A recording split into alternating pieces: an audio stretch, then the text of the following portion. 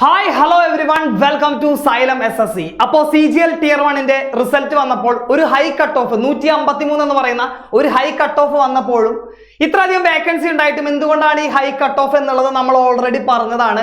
പക്ഷെ ഇവിടെ ഒരു സ്കാം നടന്നിട്ടുണ്ട് എന്നുള്ള രീതിയിലേക്കാണ് കുറച്ച് ഡാറ്റാസ് ഇവിടെ പ്രചരിക്കുന്നത്. അപ്പോൾ ട്വിറ്റർ തുടങ്ങിയിട്ടുള്ള സോഷ്യൽ മീഡിയാസിലൊക്കെ ഇപ്പോൾ വളരെയധികം ഡിസ്കസ് ചെയ്യുന്ന വളരെ ഇമ്പോർട്ടന്റ് ആയിട്ടുള്ള വളരെ അപ്ഡേറ്റഡ് ആയിട്ടുള്ള ഒരു വിഷയമാണ് SSC CGL 2024 സ്കാം എന്ന് പറയുന്നത്. അപ്പോൾ നമുക്ക് കുറച്ച് ഡാറ്റാസിന്റെ ബേസിൽ ഇവിടെ ഒരു സ്കാം നടന്നിട്ടുണ്ടോ എന്നുള്ളത് ഒന്ന് ചെക്ക് ചെയ്യാനായിട്ട് ശ്രമിക്കാം. ഓക്കെ, സോ ഇതാണ് സർക്കുലേറ്റ് ചെയ്യുന്ന ആ ഒരു PDF എന്ന് പറയുന്നത്. അതായത് കോൺസിക്യൂട്ടീവ് ആയിട്ടുള്ള റോൾ നമ്പേഴ്സിലുള്ള സ്റ്റുഡൻസ് എല്ലാം ആസ്പിറൻസ് എല്ലാം CGL Tier 1 ക്ലിയർ ചെയ്തിരിക്കുന്നു. അപ്പോൾ ഇതിന്റെ ബേസിൽ മാത്രം നോക്കുമ്പോൾ നമുക്ക് തോന്നിയേക്കാം ഇവിടെ 302, 304, 306, 307, 308, 310 തുടങ്ങിയിട്ടുള്ള വളരെ കോൺസിക്യൂട്ടീവ് ആയിട്ട് അടുത്തടുത്ത് വരുന്ന റോൾ നമ്പേഴ്സിൽ എക്സാം എഴുതിയിരിക്കുന്ന വിദ്യാർത്ഥികളെല്ലാം അല്ലെങ്കിൽ ഉദ്യോഗാർത്ഥികളെല്ലാം ഈ ഒരു എക്സാം ക്ലിയർ ചെയ്തിരിക്കുന്നു. അപ്പോൾ ഏതെങ്കിലും ഒരു റെസ്പെക്റ്റീവ് ആയിട്ടുള്ള എന്താ പറയുക എക്സാം സെന്ററിൽ നടന്നിരിക്കുന്ന ഒരു സ്കാം ആണോ, ഇതിന്റെ പുറകിൽ എന്താണ് എന്നുള്ള രീതിക്ക് ഒരുപാട് ഇൻവെസ്റ്റിഗേഷൻസും കോൺട്രവേഴ്സ്യൽ ആയിട്ടുള്ള സ്റ്റേറ്റ്മെന്റ്സ് എല്ലാം ഇവിടെ സർക്കുലേറ്റിംഗ് ആണ്. പക്ഷെ നമ്മൾ ശ്രദ്ധിക്കേണ്ട കാര്യം എന്ന് പറയുന്നത് ഇതെല്ലാവരും കണ്ടിട്ടുണ്ടായിരിക്കും. പക്ഷേ ഈ ഒരു ഡാറ്റയുടെ ബേസിൽ വേണം നമ്മളിവിടെ സ്കാം നടക്കാനുള്ള ചാൻസുകളെ കുറിച്ച് നമ്മൾ ചിന്തിക്കേണ്ടത്. ഇതാണ് ആ ആസ്പിറൻസ് എന്ന് പറയുന്നത്, അവരുടെ എല്ലാം പേരുകളാണ് ഇവിടെ ഉള്ളത്. പക്ഷെ അതിന് റെസ്പെക്റ്റീവ് ആയിട്ട് ഇവിടെ കൊടുത്തിരിക്കുന്നത് അവരുടെ കാറ്റഗറീസ് ആണ്, കാറ്റഗറികളാണ് 5, 8, 7 തുടങ്ങിയവ. ഇതിൽ ഏറ്റവും കൂടുതലുള്ളത് 8, 7, 4, 5 തുടങ്ങിയിട്ടുള്ളതാണ്.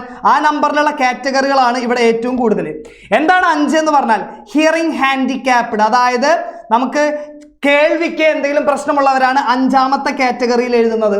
7ാമത്തെ കാറ്റഗറിയിൽ എന്ന് പറയുന്നത് വിഷ്വലി ഹാൻഡിക്യാപ്ഡ് ആയിട്ടുള്ള ആൾക്കാരാണ്. 8 എന്ന് പറയുന്നത് പേഴ്സൺസ് വിത്ത് ഡിസബിലിറ്റീസ് ആണ്.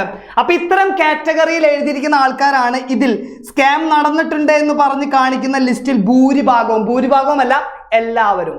ഇവർക്കെല്ലാം CGL Tier 1 ക്വാളിഫൈ ചെയ്യാൻ വേണ്ട മാർക്ക് എന്ന് പറയുന്നത് OH കാറ്റഗറി, അതായത് 4 എന്നുള്ള കാറ്റഗറിയിലുള്ള ആൾക്ക് വേണ്ടത് വെറും 113 മാർക്ക് മാത്രമാണ്.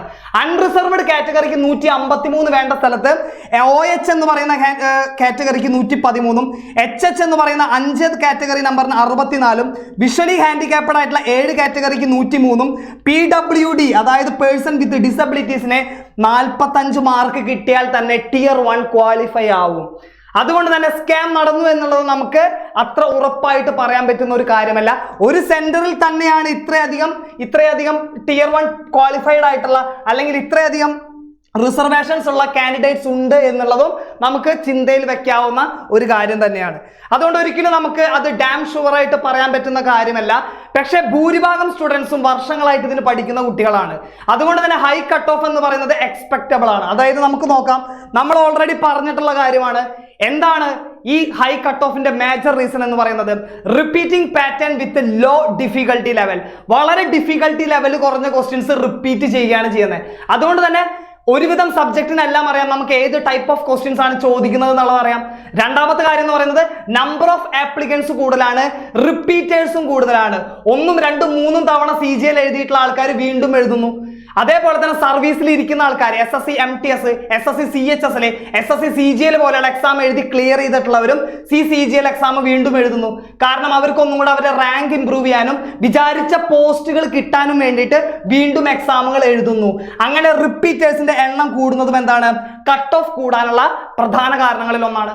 അതേപോലെ തന്നെ പഠിക്കാനിരിക്കുന്നവർക്ക് എല്ലാവർക്കും ഒരുപാട് ഓൺലൈൻ റിസോഴ്സ്, അതായത് ഓൺലൈനിൽ നിന്ന് കിട്ടുന്ന സ്റ്റഡി മെറ്റീരിയൽസ് ആണെങ്കിലും ക്ലാസ്സുകളായിട്ടാണെങ്കിലും അവൈലബിൾ ആണ്.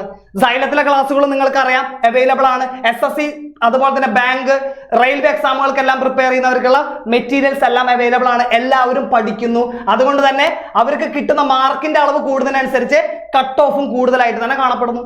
മറ്റൊരു കാര്യം എന്ന് പറഞ്ഞാൽ സെൻട്രൽ ഗവൺമെന്റ് എക്സാം ഒരു ട്രെൻഡ് ആയിക്കൊണ്ടിരിക്കുകയാണ്. നമുക്കറിയാം നോർത്ത് ഇന്ത്യൻ സൈഡിലൊക്കെ ഒരു ട്രെൻഡാണ് സെൻട്രൽ ഗവൺമെന്റ് എക്സാം എന്ന് പറയുന്നത്. അപ്പോൾ ഈ എക്സാം എടുക്കണം എന്നുള്ള ധാരണയോട് കൂടി ചെറുപ്പം മുതലേ അവർ ഈ എക്സാമിനായിട്ട് പ്രിപ്പയർ ചെയ്യുന്നു. ഇത്തരം കാരണങ്ങളെല്ലാം ഇതിന്റെ കട്ട് ഓഫ് കൂടാനുള്ള കാരണമായി തന്നെ നമുക്ക് കണക്കാക്കേണ്ടതുണ്ട്. അതുകൊണ്ട് തന്നെ SSC എന്നുള്ള ആ ഒരു സ്റ്റാഫ് സെലക്ഷൻ കമ്മീഷൻ ബോഡിക്ക് ചെയ്യാൻ പറ്റുന്ന കാര്യം എന്ന് പറയുന്നത് ക്വസ്റ്റിന്റെ നിലവാരങ്ങൾ കുറച്ചും കൂടെ ഉയർത്തി കഴിഞ്ഞാൽ കട്ട് ഓഫ് താഴാനുള്ള ഒരു ചാൻസ് ഉണ്ട്.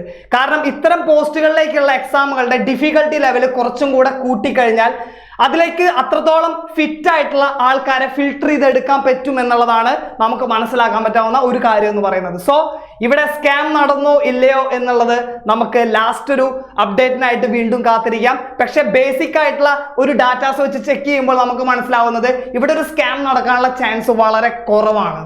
Okay, so all the best. അടുത്ത എക്സാമിനായിട്ട് നമുക്ക് പഠിച്ചു തുടങ്ങാം. ഓൾറെഡി ക്വാളിഫൈഡ് ആയിട്ടുള്ള കുട്ടികൾ മെയിൻസിന് അടിപൊളിയായിട്ട് പഠിക്കുക. 2025 വരുന്ന CGLന്റെ അല്ലെങ്കിൽ SSC നടത്തുന്ന എല്ലാ എക്സാമുകൾക്കായിട്ട് അടിപൊളിയായിട്ട് നമുക്ക് സൈലത്തോടൊപ്പം തന്നെ പഠിക്കാം. All the best.